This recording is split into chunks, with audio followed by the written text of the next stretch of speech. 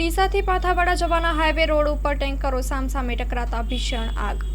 ડીસાથી પાથાવાડ જવાના highway road ઉપર ભાચલવા ગામના પાટિયા પાસે બે ખાદ્ય તેલ ભરેલા ટેન્કરો સામસામે ટકરાતા ભીષણ આગની ઘટના બની હતી। આગ એટલી ભયાનક હતી કે તેને જોતજોતામાં તેના ગોટા ફેલાઈ જતા રાહદારીઓમાં અફરાતફરીનો માહોલ જોવા મળેલ હતો।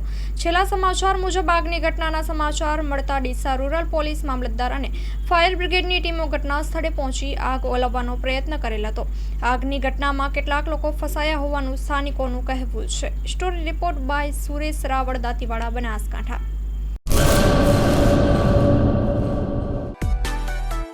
માં motor driving, safe and sure driving. Driving એ શોખ સાથે આપની મોટી જવાબદારી પણ છે। અમારા ઇન્સ્ટ્રક્ટર દ્વારા સચોટ અને સરળ માર્ગદર્શન।